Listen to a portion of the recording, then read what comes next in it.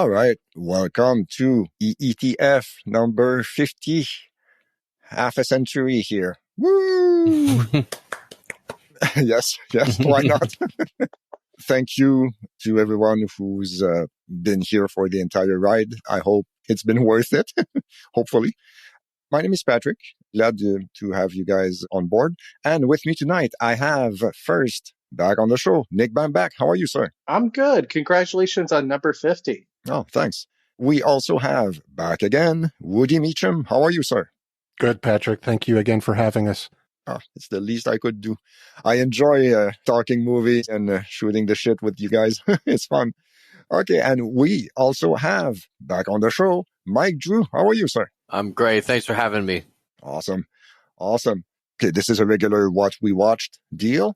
So we can start with TV, as always, and we can start with Nick. What do you have for us on TV? Sure. So I have two shows. I thought you were going to say, shit, I haven't watched anything. For the listeners at home, his eyes bugged out when he was like, Nick. And Nick's like, what? Me? Yeah. The first show I watched was Poker Face, which is on Peacock.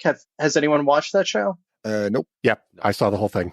It was great. It's not serialized, but I thought it was really clever. It was well written. One of my favorite watches of the past year, because I love mystery types of shows, but also ones that are like black comedy. So I really enjoyed that show. And I think Woody said he watched it. Yep. The thing I liked about it too is just they got some good guest stars on it as well. So like, that was the nice thing is some people who you haven't seen in a while, like Ellen Barkin plays a like kind of retired Florida actress. And I don't know, it was kind of cool to see her because I didn't really watch Motorcycle or the Animal Farm, or no, that's not the name of it. She was on an FX show in the past few years, but it was just kind of cool to see some of these people that I hadn't seen in a while. Judith Light was on there, and that was, I think, the best episode, the one with the nursing home. That was a really, really good one. Yeah. And the Nick Nolte one was really good, where he plays the miniatures artist and stuff like that for movie props. The little Rattle Howley, I think I pronounced his name right, from Get Out, he was excellent. The one that takes place in Texas with the barbecue, that was also a really good one. Oh, right. Yep. I thought it was overall really terrific. Now, another show that I watched I really didn't like that I saw recently was The Patient. That was with Steve Carell, and that was on FX. Have people seen that? I only heard of it. Yeah, I heard similar things. I heard it wasn't as good, so I didn't watch it. I watched it only because my TV club that I host every other month, they chose that recently. So I just finished it, and it's good because the episodes are only like 20 minutes most of the time, and then some are like 30 minutes and 45, but it's a breeze. But it's one of those shows where I'm not spoiling anything because it's literally like happens in the first 10 minutes. Basically, Carell plays like this psychiatrist who has a patient who basically holds him captive takes him hostage. And then the deal is that he helps cure the patient of their sickness, so to speak, and getting through their problems. And it's a weird show because you feel like this could have easily been an 1.5 to 2 hour movie, and they somehow made this 3 to 4 hours, and it just felt so unnecessarily long in that regard for what the payoff is. I don't know. I'm shocked that we picked it. It's one of the brothers, the Gleason brothers, right? Plays the guy who holds him up. It's Brandon Gleason's son. Well, no, but there's the 3 brothers that are all acting now. Mm-hmm. So Donald, I think.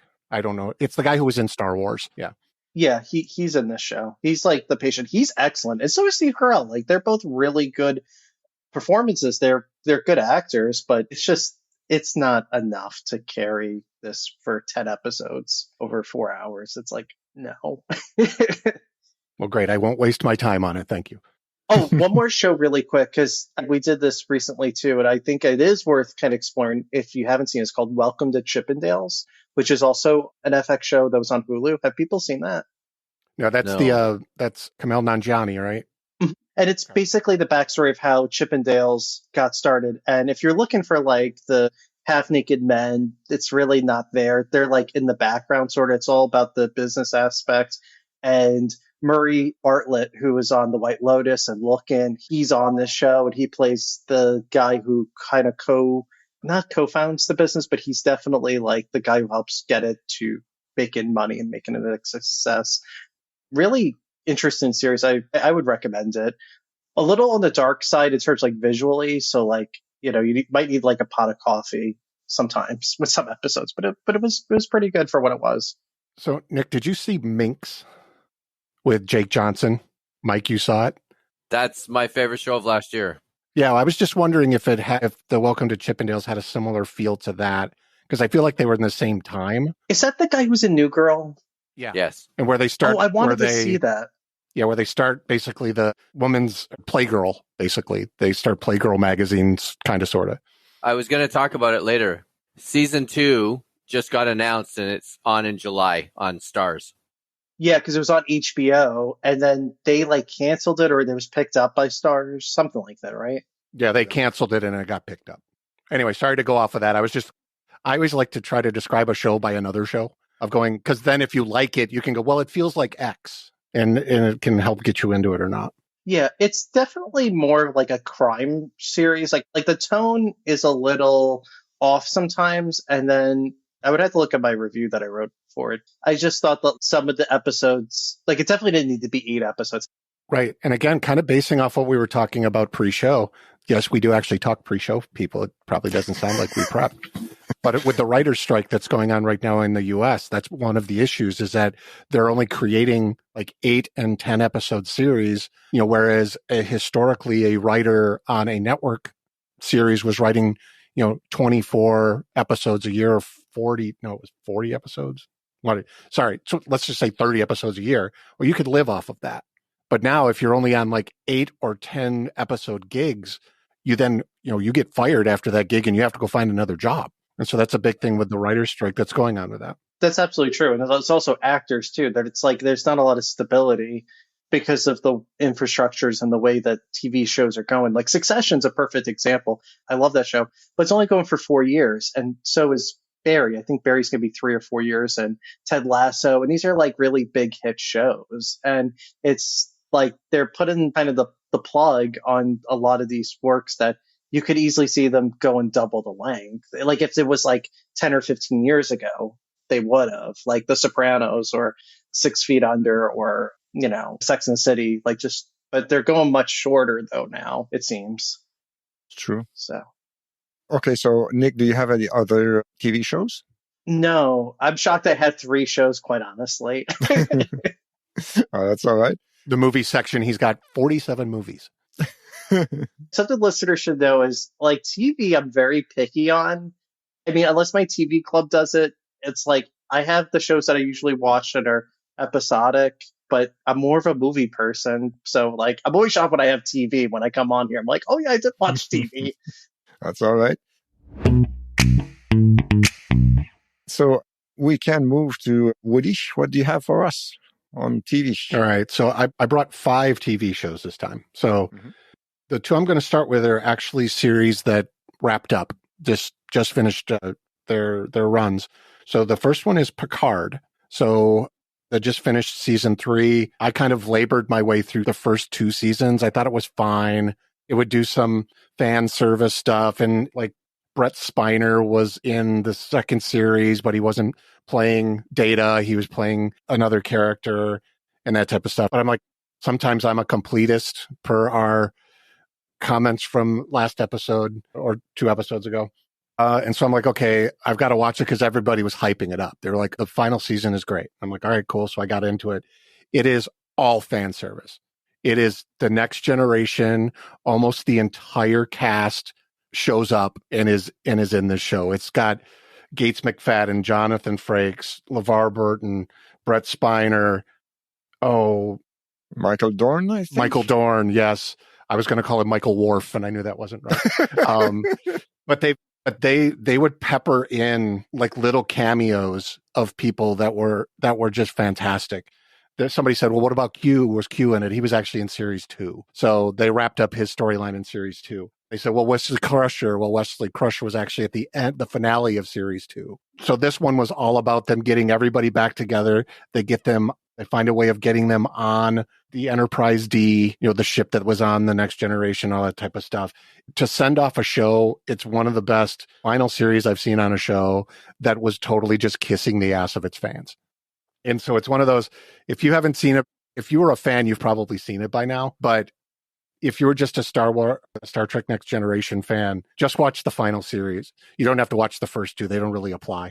There's one character you'll go, who is that? Just get over it. Let it go. Oh, and I'm sorry, I forgot, but like Jerry Ryan, who was 7 of 9, the Borg, she's in all three of the series, I believe. But that one was just fantastic. I can't recommend that enough. That's on Paramount down here in the States. So I don't know what it would be up in Canada, but Paramount down here. All right. Then the next one is a show I've really, really liked for a number of years, but I believe it only had 4 seasons. And that is the show Titans. I kind of wish that Mutford was here because he and I are the comic book nerds of this group, I feel like. But it's based on the Teen Titans, but they're grown up and that type of thing. And they've gone through this final season was based upon a storyline called Brother Blood, who is just one of the bad guys in the DC universe. And it's a team that's Nightwing, who was Robin, Starfire, who's an alien, Raven, who is the daughter of a demon, Beast Boy, who can change into animals. And then they've had other people cycle in and out of it. Oh, and then Superboy, Connor Kent, who's the son of Lex Luthor and Clark Kent. So he's been bred together. They didn't actually have sex and make him, but he was made in a laboratory. Jesus. But again, it wasn't as strong, but it made it out. So I really liked it as the final season. Then bouncing to some new shows, a new one that has really surprised me is The Muppets Mayhem. Sorry, just wanted to say Picard is on Crave in Canada, and on regular TV, it's on CTV. So yeah, for our Canadian listeners. Got it. Interesting. Yeah, Titans, I forgot to mention, is HBO Max down here, or Max now. Yeah, so sorry, Muppets Mayhem, which is about Dr. Teeth and the Electric Mayhem from the old Muppet Show. About them, the gist of the story is the record label that they belong to, they never made the record that they owed them back in the 70s. And so this woman who is kind of the assistant to the Muppet who owns the record company, it's her big break is to get them an album, is to make the album with the Electric Mayhem, but they're just calling them the Mayhem in this. And first of all, I cry in almost every episode. It's crazy how touching the show is. I don't know if it's just reverting back to when I was a kid or what, but it is such an emotional show with a bunch of puppets running around. But they have live action people in it as well. But I mean, guest stars that they have show up to this thing because supposedly the Dr. Teeth and the Electric Mayhem know everybody. And that's the whole point, is like people just show up.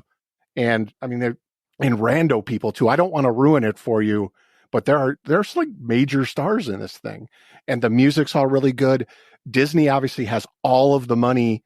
Like the one I watched last night, they sang a Beatles song.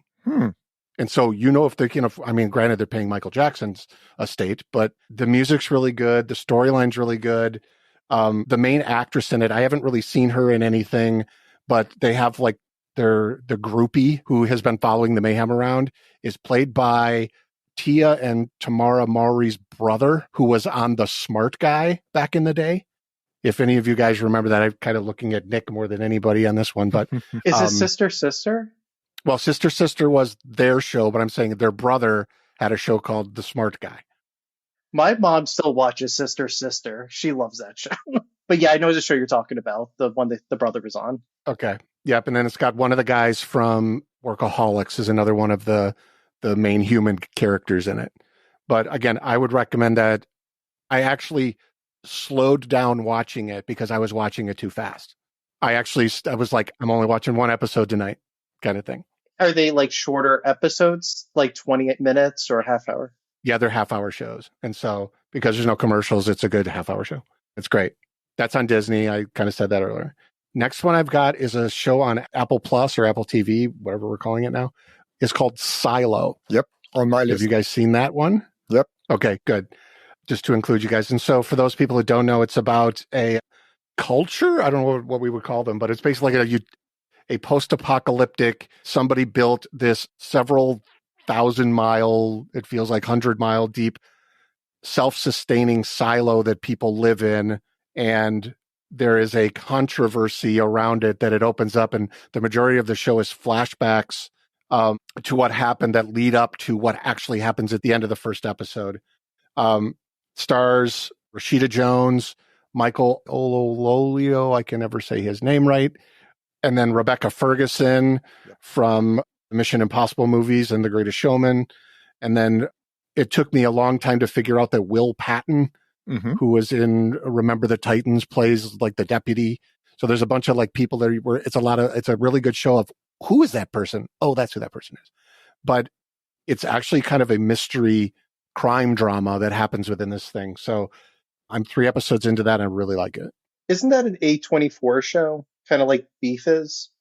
I don't know. Yeah, I started Beef, but I didn't.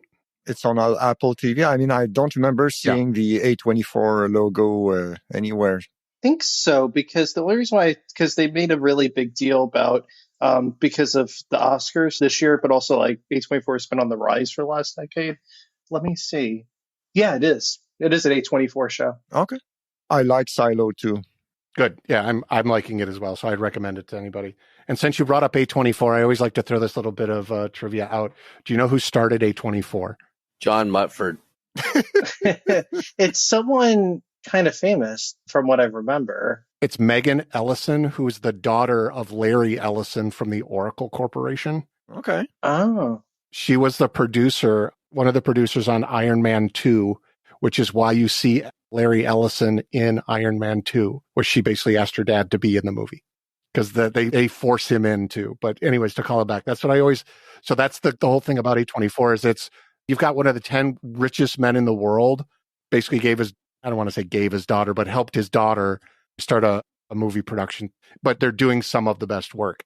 So it's kind of interesting when I was like, when you're applying wealth in a positive way, it's kind of a neat little thing behind that.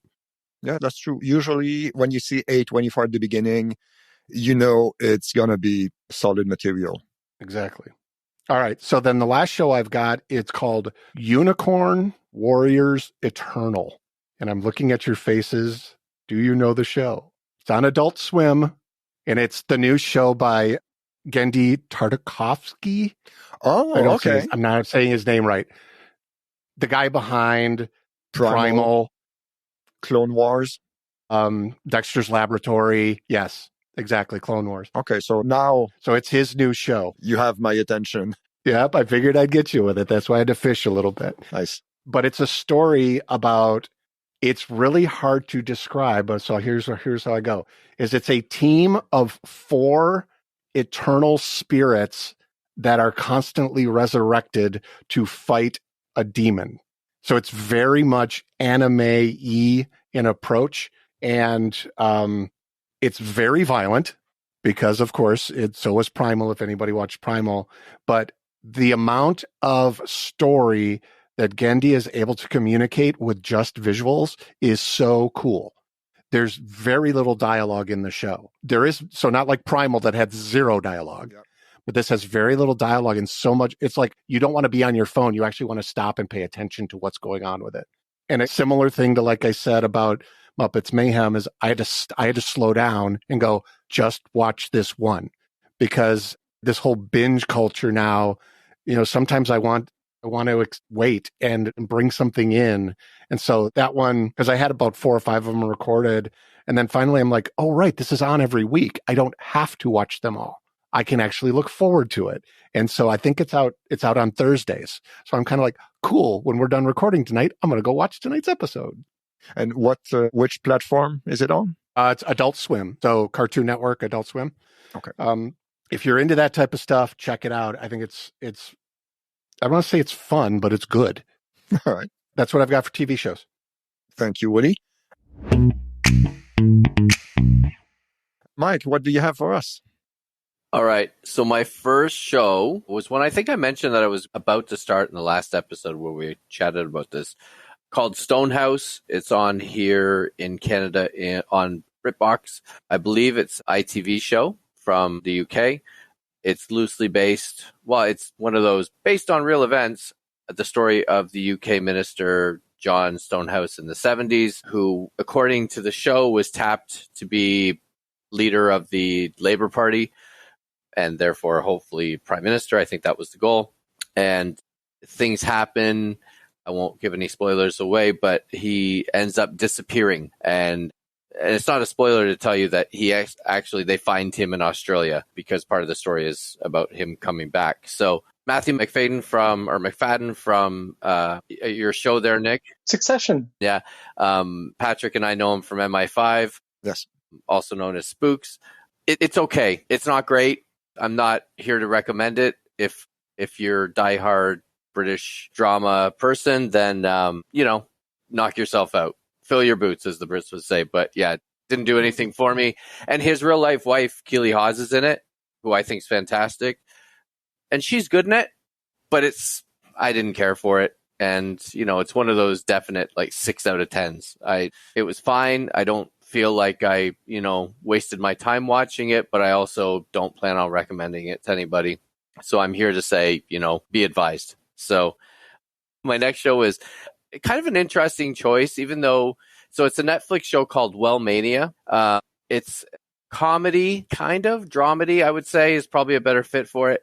Celeste Barber is an Australian comedian. It's actually produced by a guy named Benjamin Law, who did a great show about 5 or 6 years ago based on his family called The Family Law. That's worth going out and searching. It's like a younger version of him growing up, and it's brilliant. This show, Celeste Barber plays this food critic who's living the fast life in New York. She has to come back to Australia for her brother's wedding. Her passport gets stolen, her green card gets stolen. She can't make it back. She's got this big new television reality show gig supposed to be happening. It's okay. Again, not great. I think it probably could have been. I find her character kind of unlikable. I don't know. If I was going to recommend an Australian comedy, I would recommend Calling from Accounts, like I did a couple episodes back, which is up on here in Canada on City TV, which you can watch for free on the app. So it's okay. Again, 6 out of 10. Now, Patrick, on your recommendation, I watched The Night Agent. Mm-hmm. Really liked that. Very, easy to watch, not treading any new ground, but I really liked it. I think every episode left me satisfied, and to the point where some of the cliffhangers, I wanted to watch the next episode immediately. So I always figure that's a good thing. Like you said, I wasn't familiar with any of the actors in it, but clearly shot in Vancouver because okay. Okay. They drove by a couple Tim Hortons. And at one point they're trying to figure out where this, I don't want to give the plot away, but they're trying to do some detective work. They're walking through the city and a Canada Post truck drove by. I didn't notice that. Yeah. So that's awesome. Yeah, it definitely reminded me of Reacher a little bit, which is on Amazon Prime. Yeah. That kind of he's almost turns into a rogue agent, not a rogue agent, but definitely has to go on the outside, right, of the rules. And then he ends up with a partner who's helping him out.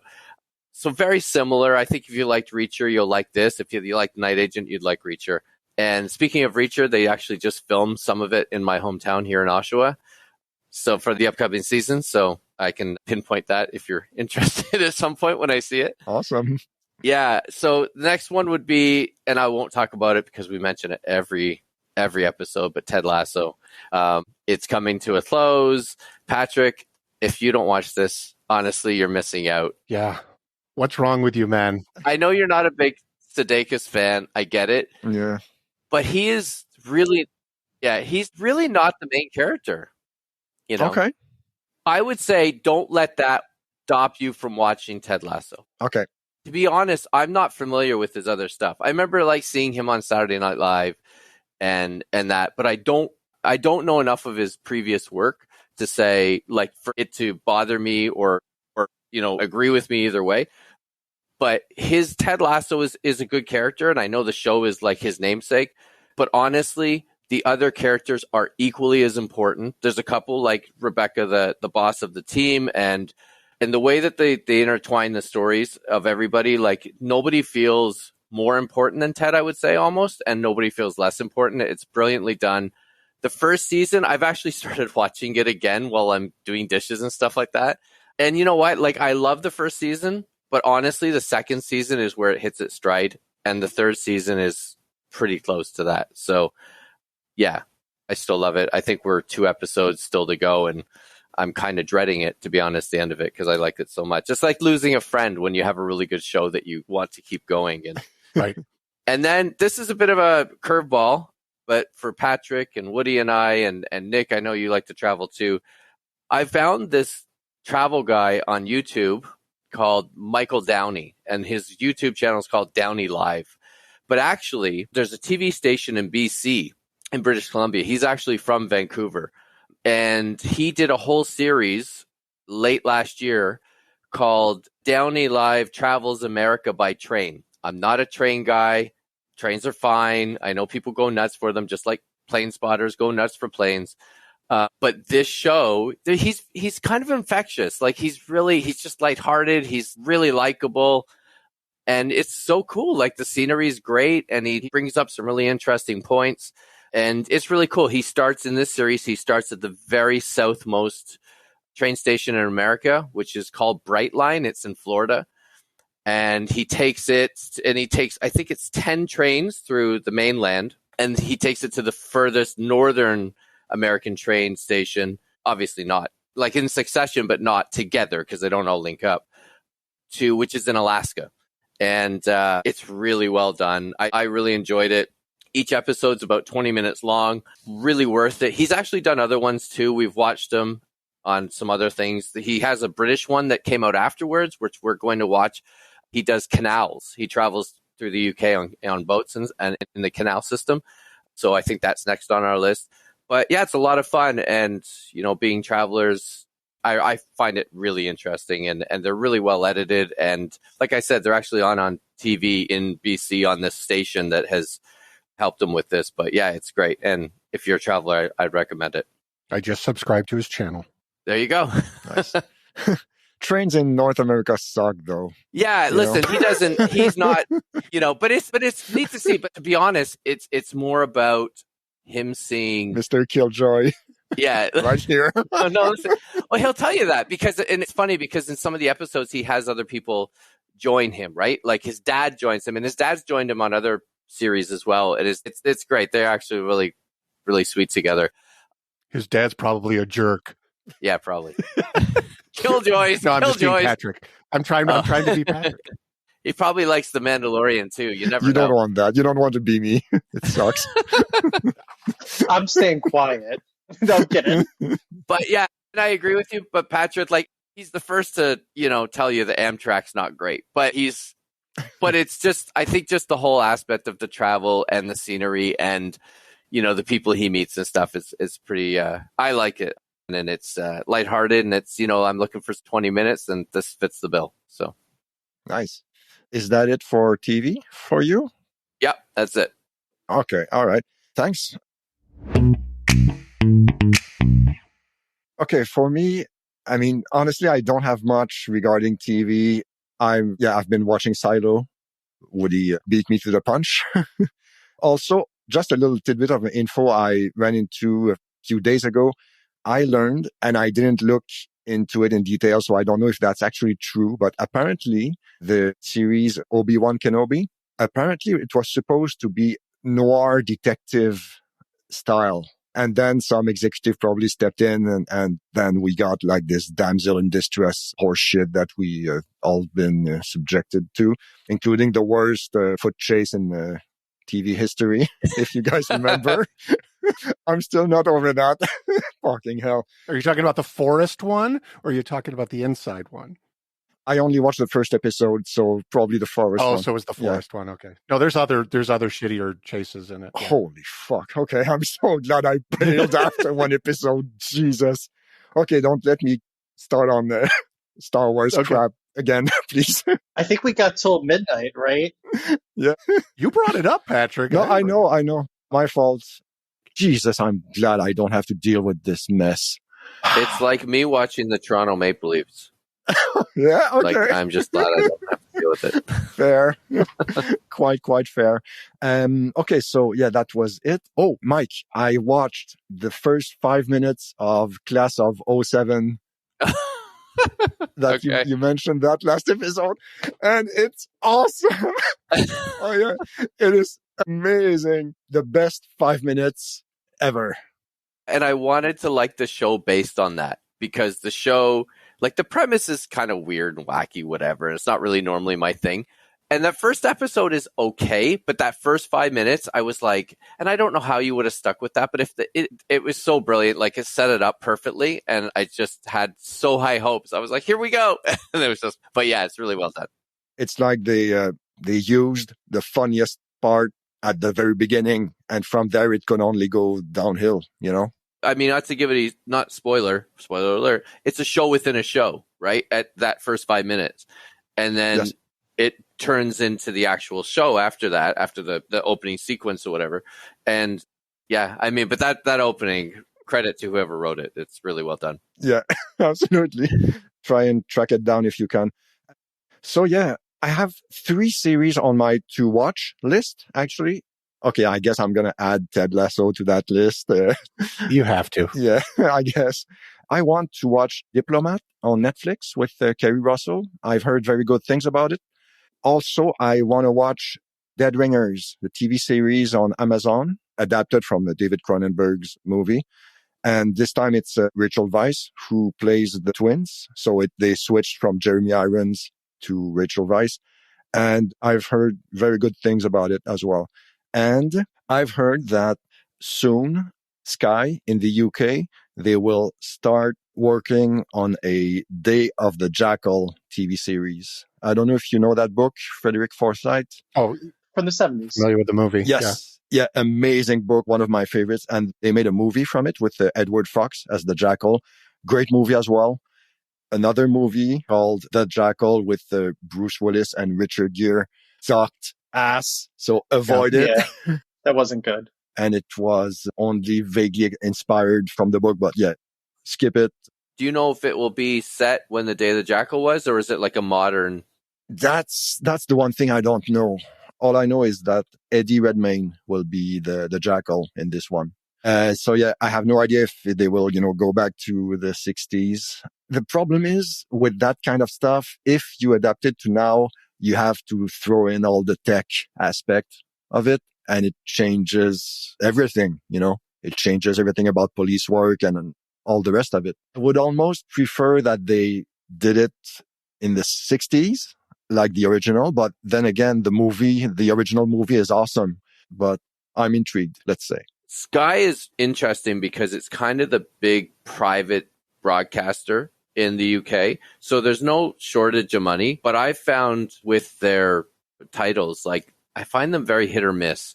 I find something like the BBC is actually very consistent. ITV kind of has their niche of like the dark dramas and crime and stuff, and they're very good at that. Channel 4 has, like I think I mentioned at one point, is kind of the quirky comedy, and they're very good at that. But Sky kind of is open to anything, which is great, but I find the quality varies greatly. So who knows? Okay, so yeah, that's it for me for TV. We can switch to movies after this short break.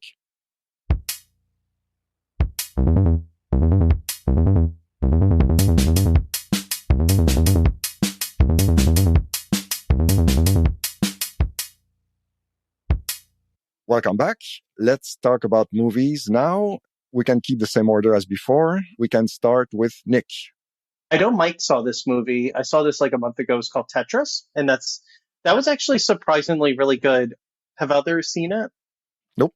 I really liked it. It was in my queue because it's just of where it's available. It's on Apple TV Plus, and I really liked it.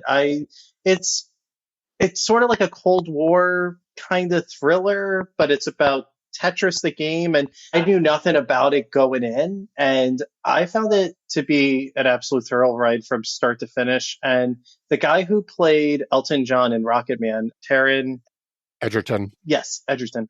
He's really, really good in the movie, and I was very surprised by it because I just threw it on one night and I was like, let's see how it is. And I enjoyed it. Did you like it, Mike? I did. And a little Tetris callback. Toby Jones is in it. He plays. So it's all about the licensing and the rights for who was able to license Tetris outside of Russia and outside of Japan, and who had the North American rights. And that's kind of what the movie's based on, trying to get these.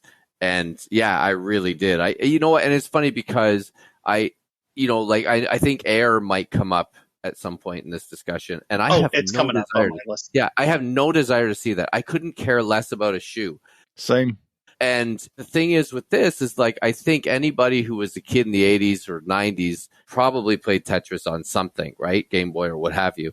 And so even if you're just mildly interested, this movie is actually really worth it. I'm sure there's liberties have been taken with the story, but it was a lot of fun. And I will say, I thought they did some really fun 8-bit kind of cutscenes almost. Like there's a car chase that turns into an 8-bit, almost like an NES game, but they don't overdo it. And I think if they had done it, it almost seems a little sparse because they only do it like once or twice. But I actually think it's quite endearing. And again, as anybody who played Tetris, it's probably like, oh my gosh, So I thought that was really well done. But you're right. I thought Egerton was great in it. He played it really well. I think he's such an underrated actor for someone that seems to not get a lot of praise sometimes outside of like Rocket Man. I think he's actually one of the better actors we got going today. And this is just me personally speaking. I think it would have benefited to see in a theater than on my TV in the living room. Just there's something about like the car chase sequence and that kind of whodunit and mystery vibe that I think would have lent itself to an actual theater experience. But I feel like that with a lot of movies though. So yeah, Tetris was great. Super Mario Brothers is next. I saw that on Good Friday a while back. Did others see that by chance or no? I will step up again. I did too. My son saw it. Did he like it, Woody? He did, because he's 21, video game nerd, grew up on Mario, like the later Mario stuff. He was like the Easter eggs and stuff like that. He said he really enjoyed it. Now, Nick, did you see the 3D or did you see the standard? No, I saw it on the IMAX screen, Mike. Oh, an IMAX, okay. And I had a group of kids in a packed theater, and these group of kids who could not have been more than 6 or 7, they kept pointing out every time Princess Peach was on screen. And one just kept saying, "Where's Yoshi? Where's Wario?" And it's like so funny. Like I couldn't stop laughing because I'm thinking I was probably like that at 6 or 7. And, it got annoying after a while. We were just trying to watch a movie. It was okay. Like Chris Pratt as Mario is like a really stupid decision. Like, and he doesn't even attempt. He's just playing himself essentially. And the story is just there is really no story really. So, what did you think of it, Mike? I thought it was fine. It's like going to a comedy show when the comedian's okay, but others are laughing, so it's infectious. And so like you were saying with the kids, I mean, we took my son and he brought his friend, and they're very immersed in the Mario world. So for them, the little Easter eggs and, when certain characters were on the screen, they got very excited. And they were, it was fun. It's a fun movie. I don't think it needs to be seen on the big screen. I didn't see it in 3D. I didn't see it in IMAX. I think that a 3D might be an interesting way to go. I know people that have seen it and they said it was good. I would easily recommend it, like when it comes onto a streaming service, I would recommend it at that point. I wouldn't tell people to run out and see it at the theater. Yeah, that's kind of how I felt it. I'm so shocked that like how much money it's making, like across the $1 billion mark. And like, I found it very overhyped. And even like friends that are like around my age that saw the movie, a lot of them really liked it. And like, when you feel like you're missing something with a movie, you're just like, am I the only one that really didn't care for this much? Well, it's the only real big screen animated kids-ish type film that's come out that I can really think of. That's true. So that's the main reason why they're doing it, is it's because again, parents, even my age, I'm in my mid-50s, remember when Mario came out on the original NES. So it's got that legacy. And then like Mike, your kids are the perfect example of that.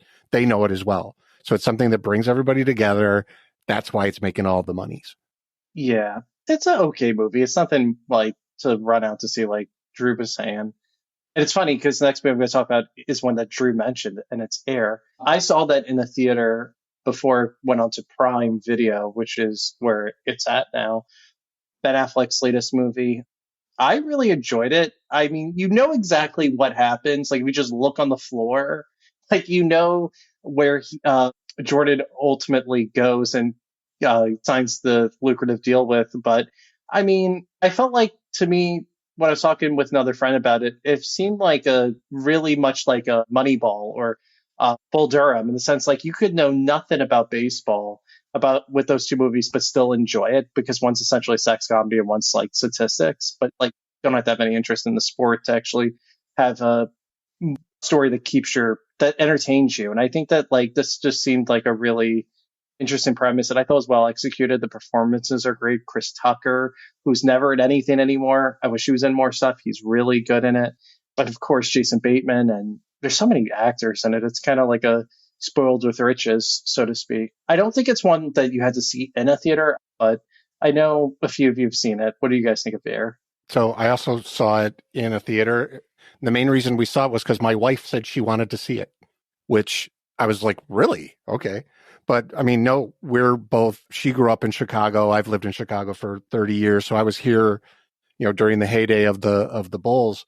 But Nick, to your point, I mean, it's not about a shoe. Mike, I know you said that earlier, what do I give a crap about a shoe? It's not, it's more about Nike itself and how Nike was fighting Adidas and Converse to be viewed as not just a running shoe company. And, in their basketball division was nothing. The contract that they're talking about, this lucrative contract that it's $250,000 a year. Mm-hmm. But back then, that was their entire budget to put behind players. Normally what they would do is break it up between 2 or 3 players. And Converse was known as the basketball shoe, but Adidas was coming up because they even cite, My Adidas by Run DMC. It was the shoe of the street. And so how did this kind of ragtag company with this kind of wacko, not hippie owner, but Phil Knight, how did they actually put this whole thing together? And Matt Damon, when he figures out that Jordan is the guy that they need to talk to, because they didn't have Jordan, they were going to go after like John Stockton. And when they figure that out, and just as a sports person of just understanding how noticing something and paying attention to detail can work, I just thought it was fantastic. And again, didn't need to see it on the big screen, but it was good. The music, the soundtrack is the bomb because it's all 1985 music, 84, 85 music. Mm-hmm. And kind of similar to, I think, what you guys were talking about, Tetris. They make it feel like the time. I know no shit, it's a movie. What are they going to try to do? But I thought they nailed everything about it. The whole aesthetic was great. Yeah, it's exactly like Tetris. Like, it's just a lot of needle drops. Like in Tetris, there's the Pet Shop Boys song Opportunities. And in this one, there's actually quite a few, and I'm drawing a blank on some of the soundtrack choices, but they were like really well-known songs. I enjoyed it. I know like a lot of people are saying, oh, it flopped at the box office, but to put in perspective, in 2023, a movie to make $65 million domestic, even on an $80 million budget, that's really good for a movie that they were just going to throw on Prime Video. So I don't know where people are trying to say that the movie flopped, because in my eyes, I don't think it did. And Viola Davis was also good. She wasn't really in the movie a ton, but I always love seeing her in anything. And I thought she was fantastic as well. Yeah, Jordan requested her to play his mom. Flat out told Ben Affleck and Matt Damon, she's the actress playing my mom. Viola's amazing. She's an EGOT winner now. I think she got one this year. She's good in it. I don't know. I just really like the story, and I always recommend it to people. It's one of my favorite movies of the year so far. Speaking of which, my least favorite movie of the year that I saw in theaters was called Mafia Mama. It's with Toni Collette. Have you guys even heard of the advertisements for it? I've heard of it, but didn't see it. So bad. It was like, I love Toni Collette. I'll watch anything she does just because I'm a huge fan of hers. In the movie, she basically plays a woman that is told that she has this like great uncle that died. She has to go to Italy. She doesn't know if it's a scam or not. And basically she gets caught up in the mafia because that's what his line of business was. And she ends up running it. It's so stupid. And it was Bleecker Street, which is like an independent film studio based out of New York. It's not that good. I'm shocked that I even went to go see it. Hard pass on it. It was not worth her time or her talents, quite frankly.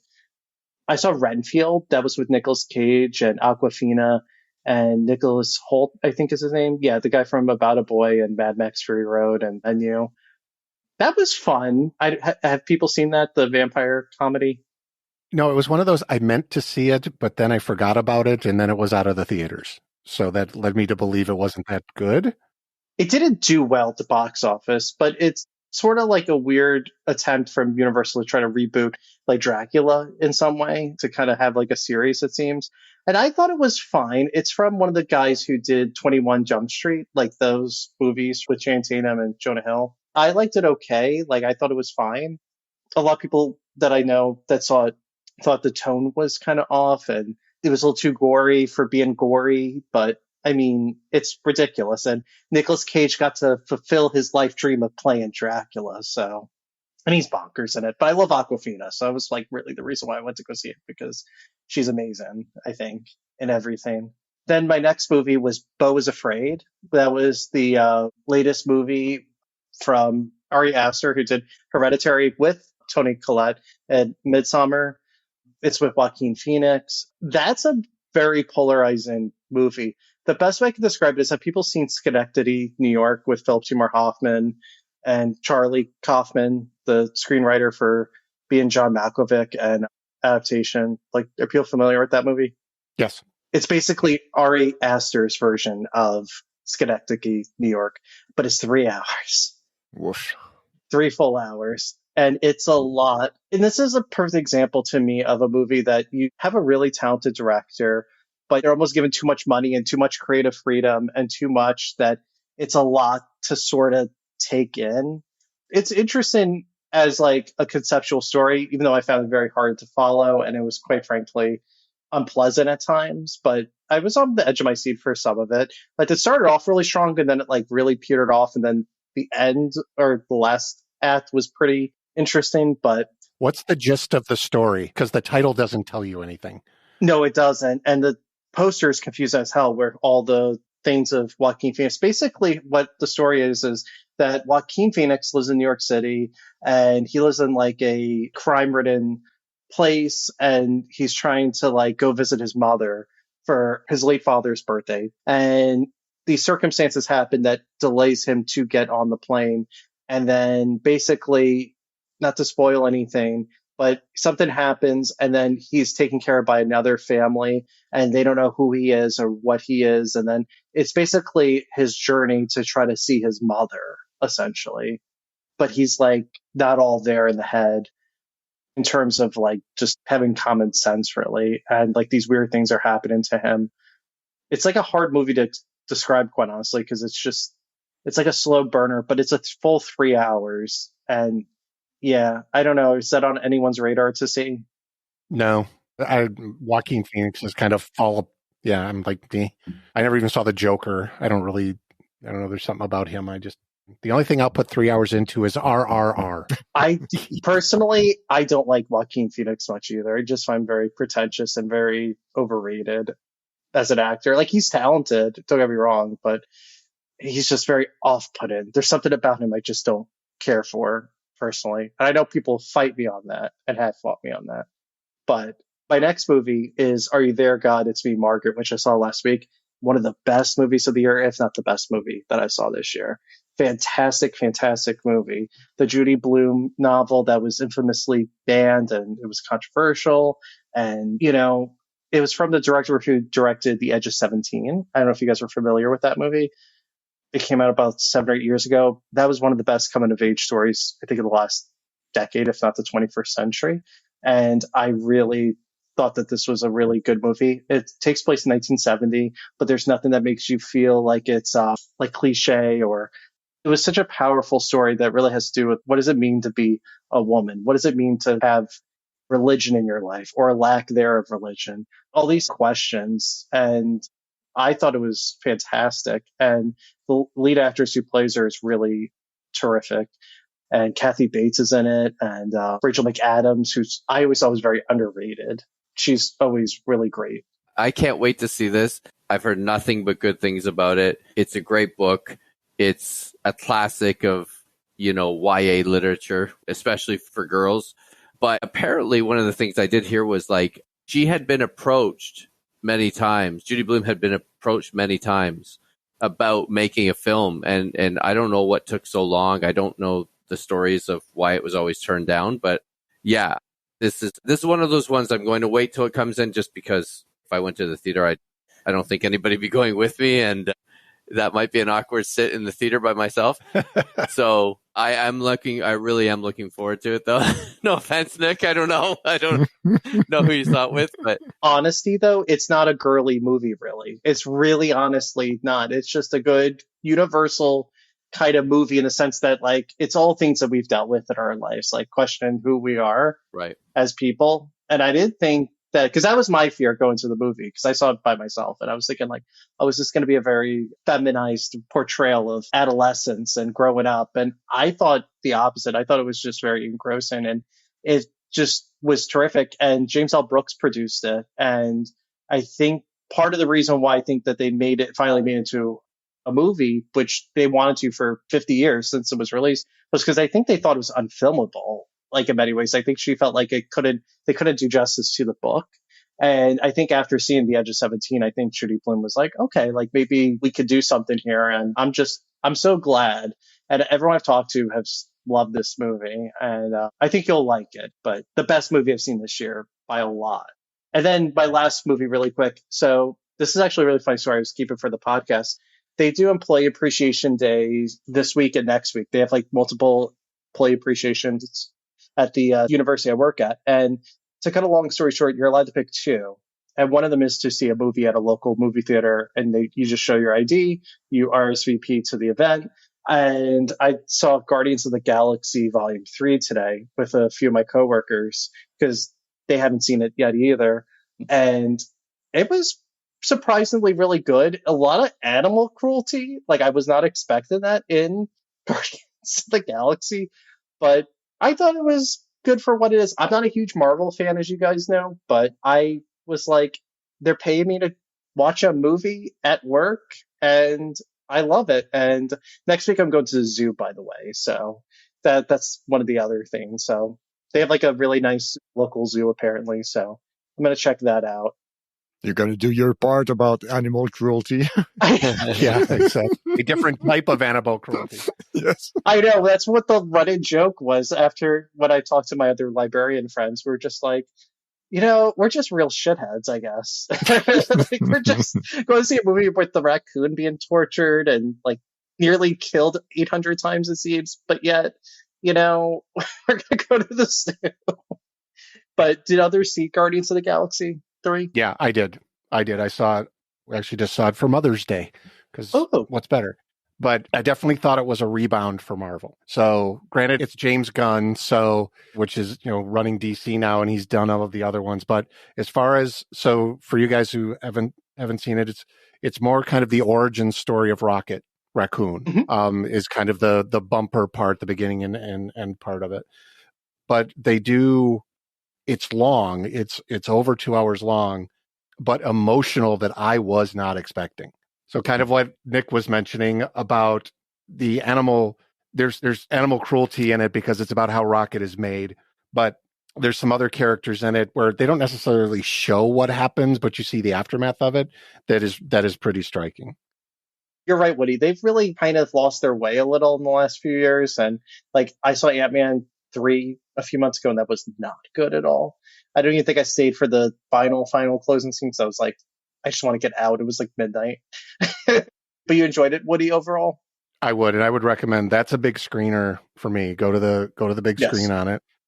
But I also like just the way it was one of the better resolved movies. Mm-hmm. Like the ending of it made sense and had good storylines for all of the characters and why they were going to do what they were going to do. And the villain is a high evolutionary, is the name of the villain in it. And they didn't kill him, which is the best part, because normally all the really good villains, they kill him in these movies. And so they don't stay around that long. So this guy actually has some potential of coming back.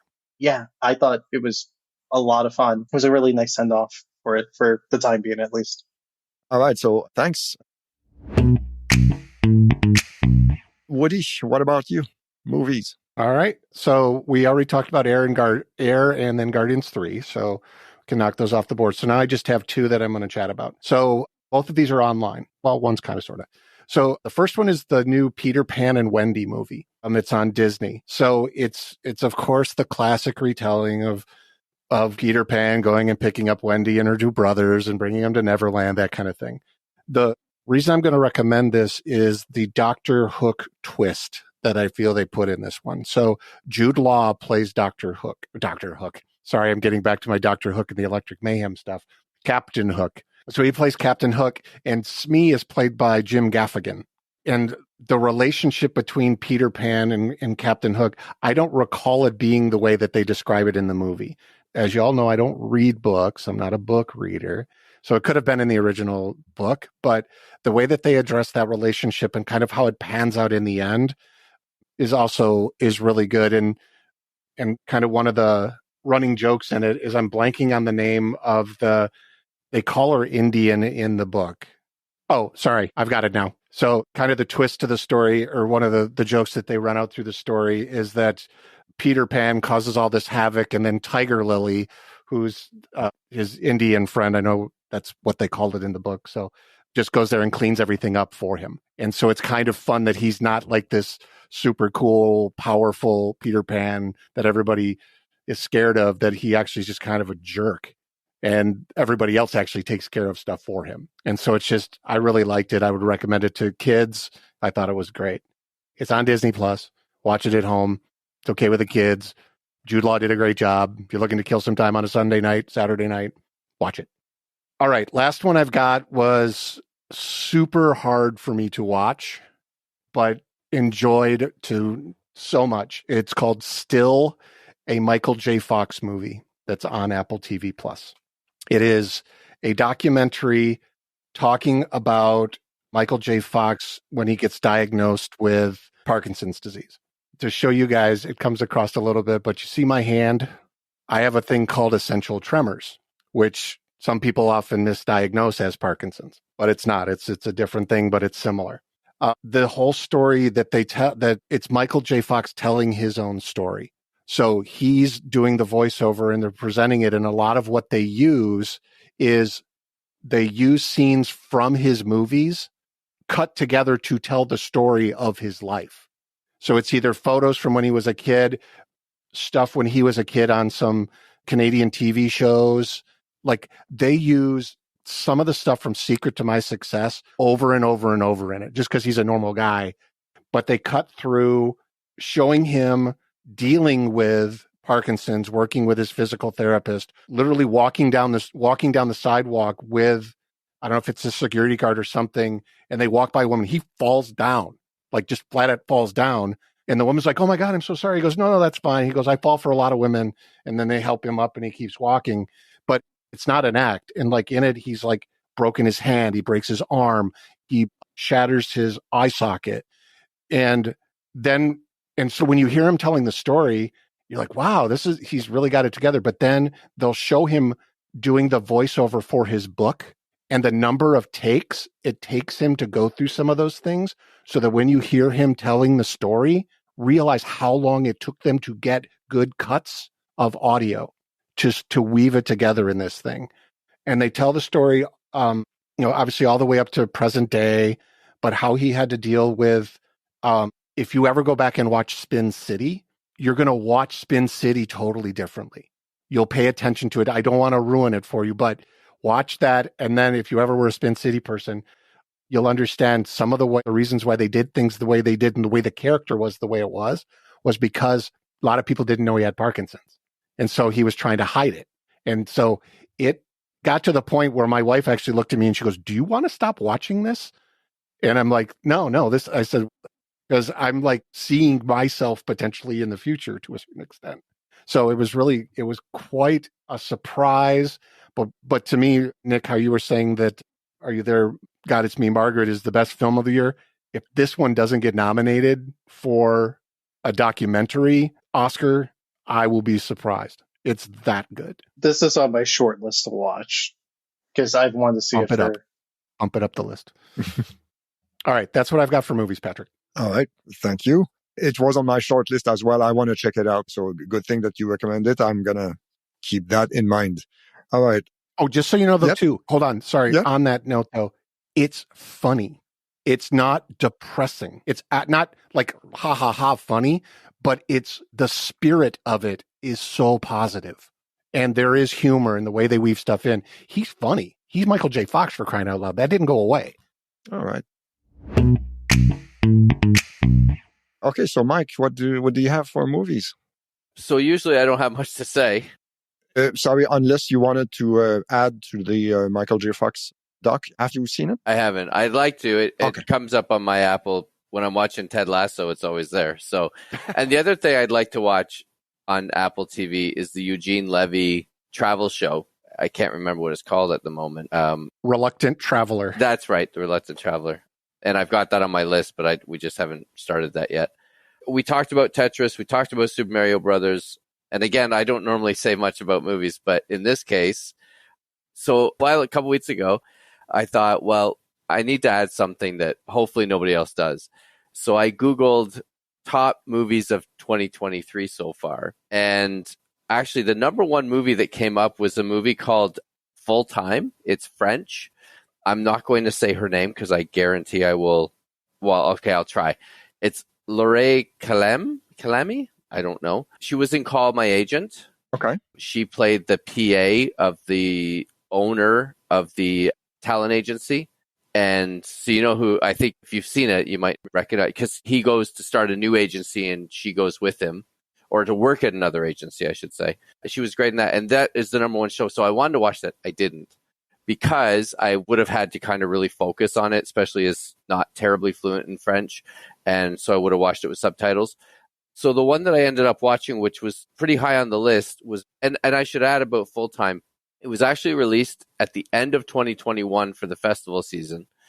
Came out in 2022 in France, but came out in North America and I guess the rest of the world this year. That's why I guess it would have qualified as a 2023 movie.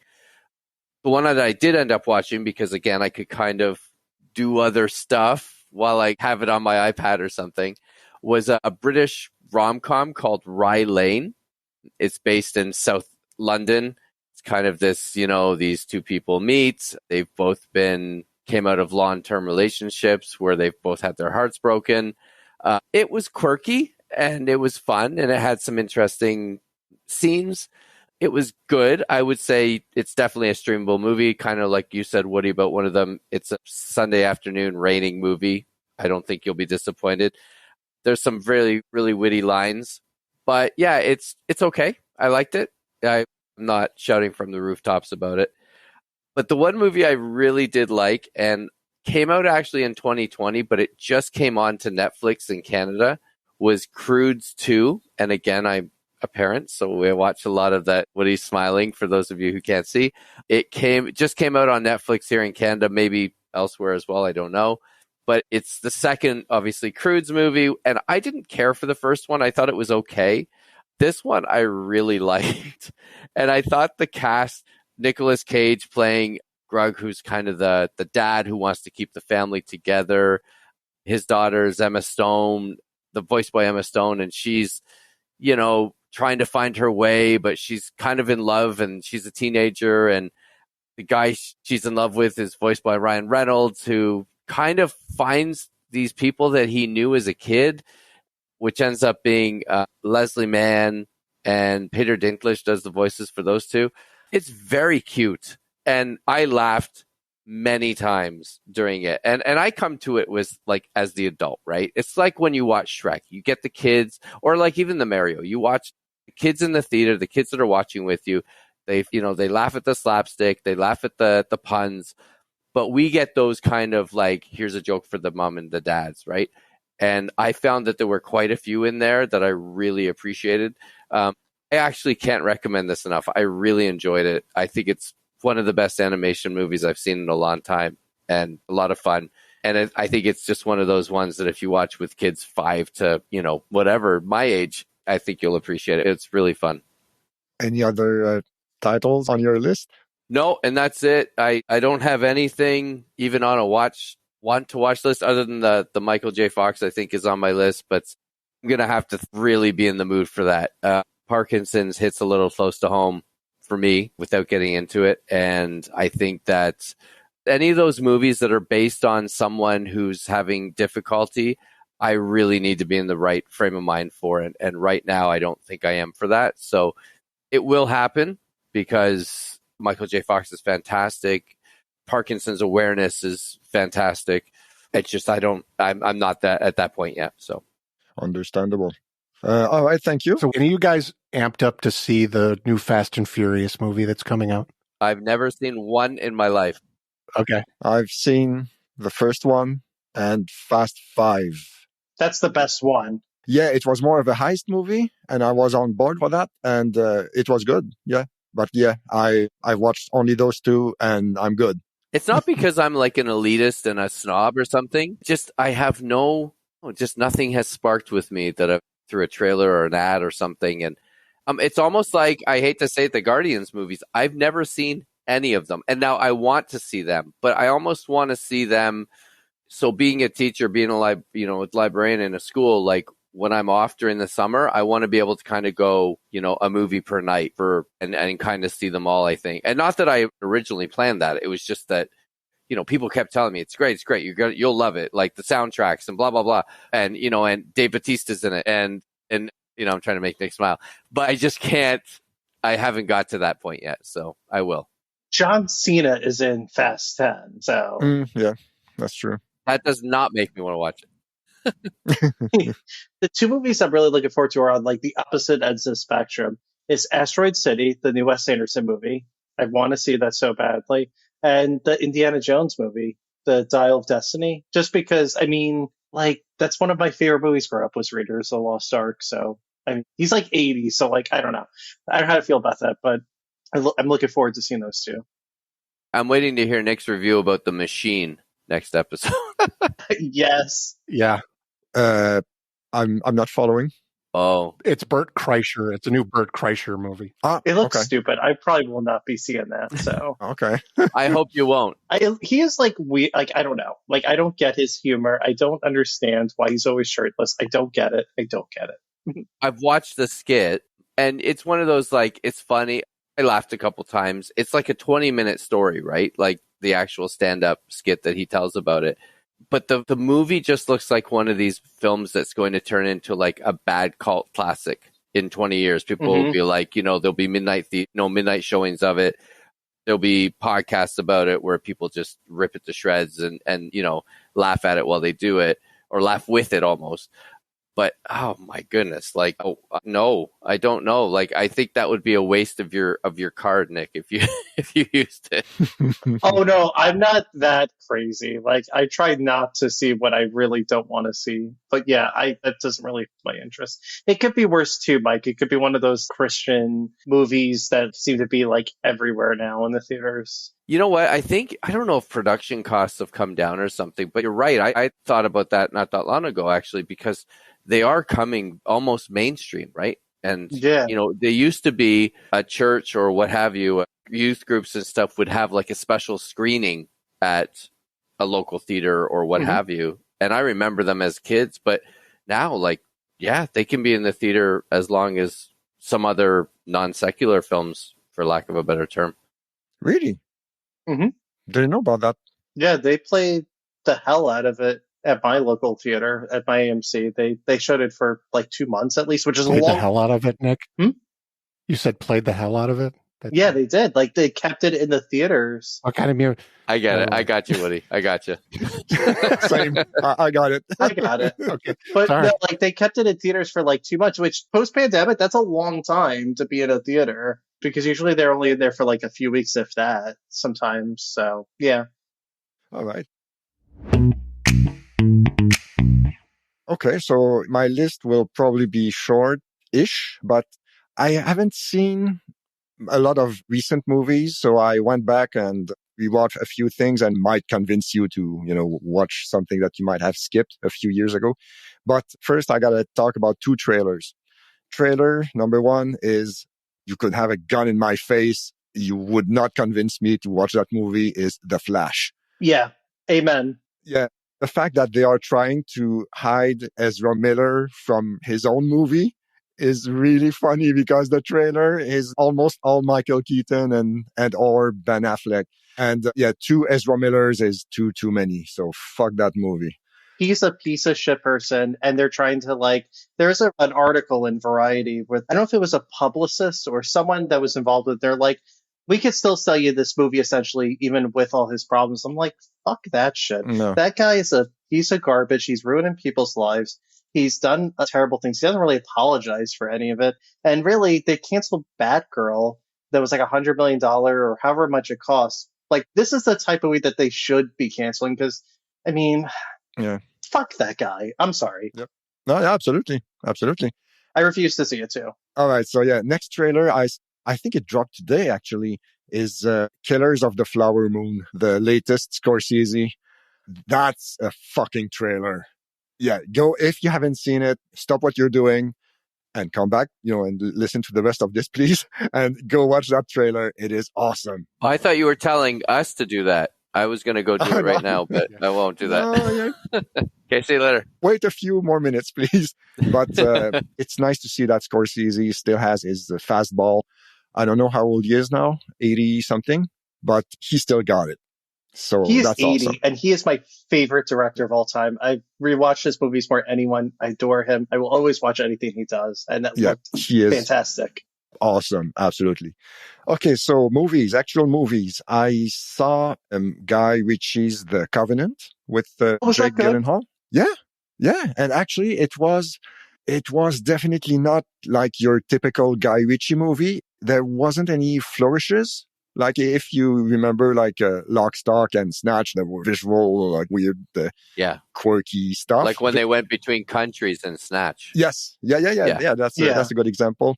And yeah, there is none of that in The Covenant. It's with Jake Gyllenhaal, who basically gets rescued by his interpreter in Afghanistan, and he is able to leave the country, and he decides to go back to Afghanistan and rescue his interpreter. It's quite good. The action scenes are solid. I think the first half is better, but overall, it's still, I recommend it for sure. Yes. Everyone I talked to has really liked that movie, but it kind of came and went in theaters. That's true. And also, while I rewatched Snatch, we talked about this on the last episode, it's still amazing. There is so much energy in that movie. The soundtrack is great. The opening credits, as I said last time, top notch, and it never lets down from that point, from the opening. It's a fever dream of a movie. Yeah. Sorry, Mike, go ahead. I was just going to say, I almost feel like it's, music geeks as well. It's like Lock, Stock was, I know it's not the debut, but it's like that really good album. And you're like, the next one's going to be awesome. And then it is. And it's even better than the one before it. And that's what Snatch is. Yeah, I agree. I've never seen either of those movies. Oh, no. Oh, okay. they're so good. Wow. So building off of your questions that we're going to talk about in a future episode, that's one of those things. I've never seen those. So, okay. So feel free to add them to your list if you want. What else? Oh, yeah. I saw Fall. I think it was released last year. Two women climb a 2,000-foot TV tower in the middle of nowhere, and they become stranded at the top. I don't know if you've heard about it. It's like the first trailer looked really bad because the special effects were not quite finished, but the final product is really good. The premise sounds super basic, kind of almost simplistic, but I didn't feel like there was any boring part in the movie, and it's like 1 hour, 45 minutes, more or less. I recommend it. And speaking of so this is a work of fiction, but other documentaries, if you like, about climbing. I don't know if you guys have heard of Free Solo. Yes, I saw that. Yes. It's awesome. If you haven't seen it, it's awesome. And another one I would recommend, also related to real people and real events, is The Dawn Wall. I've heard It's fantastic. The Dawn Wall, DAWN Wall. Check it out if you can. All right. So older stuff. So you've probably seen a few of those. Hell or High Water from 2016, written by Taylor Sheridan with Chris Pine and Ben Foster and Jeff Bridges. Amazing movie. It's awesome. If you haven't watched it, get on it. In the US, it's on Hulu and it's on Netflix in Canada. The last 5 minutes of that movie, no spoiler, I don't want to give any more details, are amazing, amazing writing, amazing acting. Check it out. I also rewatched Upgrade, Blumhouse production from 2018. It stars, what's his name? Nolan Marshall Green. He was in Prometheus. He looks a little bit like Tom Hardy. He was in another movie called The Invitation, not the horror movie from last year. Another movie called The Invitation, which was really good, maybe from 2017 or so. Yeah, Upgrade. Woody, I saw your reaction. Upgrade is fantastic. My favorite nanobot movie, I think. Yeah. And I don't know what the budget was, but it wasn't much. But they made so much out of that premise and out of that budget. You know, it's awesome. Another one from 2020, I think. I mentioned it on a previous episode. It's a Danish movie. It's called Riders of Justice with Mads Mikkelsen. I don't know if that movie rings a bell. In the US, it's on Hulu and you can rent it on Apple TV in Canada. To give a quick summary, Marcus, which is Mads Mikkelsen's character, returns home to care for his daughter when his wife dies in a tragic train accident. However, when a survivor of the wreck surfaces and claims foul play, Marcus suspects his wife was murdered and embarks on a mission to find those responsible. So it's a Danish movie. Mike, sorry, go ahead. No, I remember you speaking about it, and I watched the trailer, and it was one of those, like, I need to see this. But yeah, it hasn't popped up on a streaming service that I have, so I never have. But I remember thinking, you told us about that a while ago, like, yes, a couple episodes back, and I thought it looked really cool. I think it was on my best of 2022, actually. That could have been it. Yeah, that's probably it. What is good about this movie, it is a really good mix of comedy and drama, along with some action as well. You know, guys, I'm biased for European movies, but this one is awesome. Seriously. And that's it for me. Oh, yeah. Book recommendation. I talked about the TV series The Old Man with Jeff Bridges in an earlier episode. I read the book. The book takes a quite different direction as opposed to the TV series, but the book is really good. I forgot the name of the author, but check it out if you like action-y, spy-ish books. It's good. And I have an Instagram recommendation for you guys. He was on Twitter before, but I think he's left Twitter. The username is art, but make it sports in one word. That guy, and there is no AI involved, apparently. The guy takes a screenshot from a sports broadcast and he matches it with an art, a piece of artwork. And it's one of my favorite Instagram follows. It is awesome. I just saw this pop up today. Oh, there you go. Somebody else, this popped up in my recommendations today. That's really funny. I have just followed it. Me too. It's fantastic. Oh, I love the Aaron Judge sideways looking one from where Aaron Judge was looking to the side the other day. And he puts the Van Gogh self-portrait. Yeah. That's brilliant. And actually the one with, what's his name? The fist fight between Bautista and the Rangers, Texas Rangers, I think, player from a few years ago. Yeah, it was Odor, I believe. Yes, yeah, that's it. Okay, and it is matched with a sculpture from Keith Haring.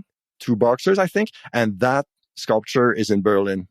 I remember walking next to it. When I saw that, it was like, holy shit. Yeah, that's awesome. Okay, so yeah. So hold on before you move on, in case anybody didn't catch it. Art, but make it sports. Yes. So ARTBUT, make it sports. It's brilliant. Yeah.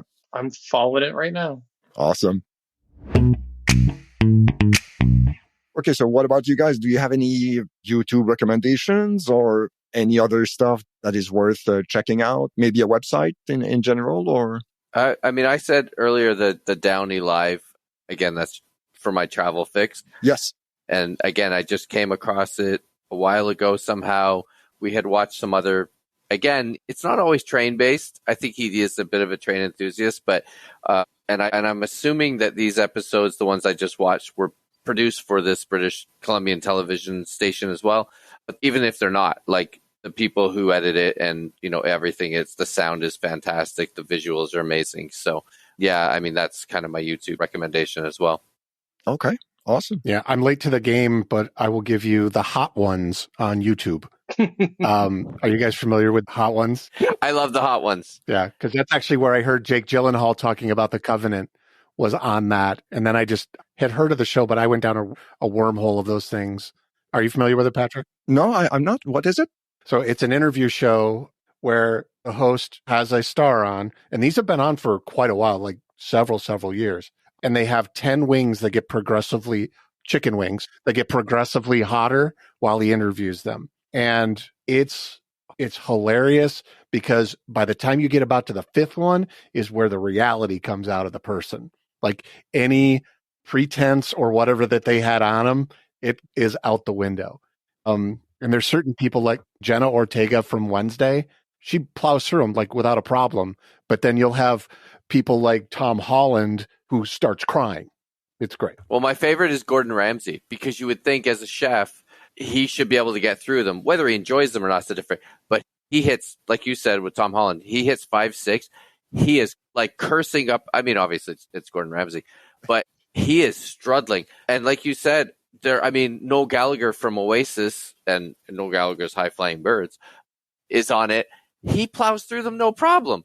There's no rhyme or reason. But I have to tell you something really funny about it is when I started watching it, I can't remember who it was, but there was one of the guests was a Canadian, and it might have been Seth Rogen or something. And I can't remember, but they said, he goes, "Oh, I like this one." And he says, "Oh, it's Canadian." Like, cause every season they have 10 new sauces. Now, 3 or 4 of them are kind of mainstays where they're always there. Like there's one that's, I think 7 or 8, the 7 or 8 hottest one's called the bomb, and it never changes. But I think 5 or 6 of the sauces change with every season. And he's like, "Oh, that's a Canadian one." And I thought I like hot sauces. And I said, I don't like them when they're like a challenge. I just like flavor. And he said, "Oh, it's Canadian." And I thought, "Oh, it sounds good. It was fruity or whatever." And it turned out that it was actually made in my hometown of Oshawa. So nice. I've since actually started buying some of their sauces, and they're really good. But yeah, it's if you like hot sauces as well, it's kind of an interesting place to learn some. Well, and they sell them all as a box kit. So that's why some don't change. Okay. It's a fun show, the ones I've seen. Has it ever happened that a guest could not make it to 10? Yes. Yeah. DJ Khalid, I don't think, made it, if I remember correctly. He's one of the early ones, and he doesn't make it. And it's funny because they all bring in their own methods that they're going to combat it with. And I remember Chris Jericho, the wrestler, came in, and he brought like one of those like 4-liter things of milk, and he's spitting every 7 seconds. He's just like into the garbage can trying to get it out. But yeah, it's really well. Sean, that's the host name, right? Sean. And at this point, they all know what they're about to get into. But I think you still get the odd guest who thinks it must be fake, right? Or it must be like worked somehow. Will Ferrell's been on it twice, I think. And he's really good on it too. And it's funny because they're still trying to answer the questions, but you see that there's some of them are starting to really struggle. Wow. Okay. Is it on YouTube or? Yeah, it's YouTube show. Yeah. Yeah, and because Sean Evans is actually from the Chicagoland area, so how I got tuned into it was actually they interviewed him on the sports radio station here. Okay. And they were talking about it, and then I was like, "Oh, I should check this thing out." And then, of course, it's like one of the hugest online things ever. Yeah. Awesome. That's a good recommendation. I heard about it, and I think I might have seen the episode with Bill Burr from a few years ago, maybe. So, okay. Awesome. Any last words, guys? I forgot about Across the Spider-Verse. I saw the trailer for it when I went to see Mario Brothers. It looks awesome. The last one was awesome. I'm looking forward to that. I will also say there's a new Teenage Mutant Ninja Turtle movie coming out, and it looks atrocious. I would love to.